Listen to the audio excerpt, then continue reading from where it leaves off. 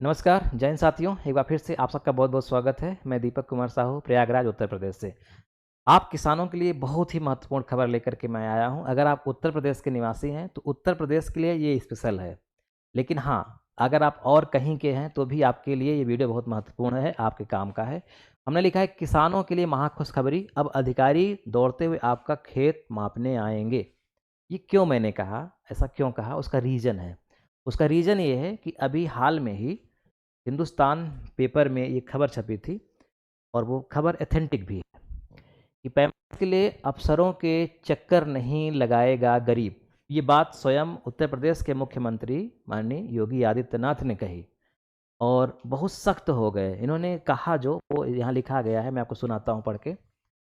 मुख्यमंत्री योगी आदित्यनाथ ने कहा है कि पैमाइश के लिए कोई भी गरीब सरकारी दफ्तरों का चक्कर नहीं लगाएगा। एसडीएम, एडीएम और डीएम की जिम्मेदारी है कि पैमाइश की कार्रवाई तुरंत करें। पीड़ित परेशान व्यक्ति की मनोदशा को समझें, उसकी भावना का सम्मान करें और पूरी संवेदनशीलता के साथ समाधान किया जाए।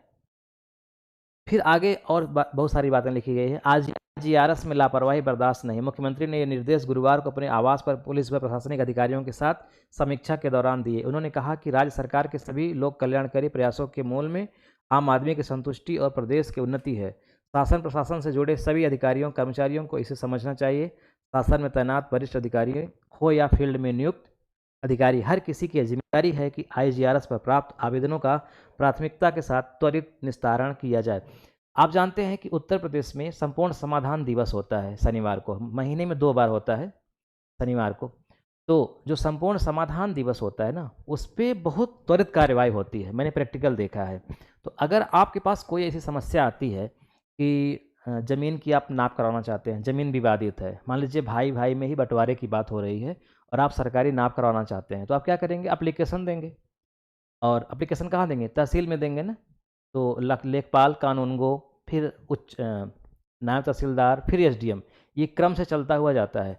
तो एसडीएम की जिम्मेदारी है, अगर आप संपूर्ण समाधान दिवस शनिवार के दिन जाते हैं, अगर आप डायरेक्ट, आपको वहाँ सारे अधिकारी मिलेंगे। आप अधिकारियों के सामने मौखिक भी और लिखित दोनों चीज़ें कर दीजिए और त्वरित कार्रवाई होगी। मतलब अगर आपका भाई, रिश्तेदार या जो भी आपका पार्टनर है, अगर वो पैमाइश कराना नहीं भी चाह रहा है और आप चाह रहे हैं तो भी हो जाएगा।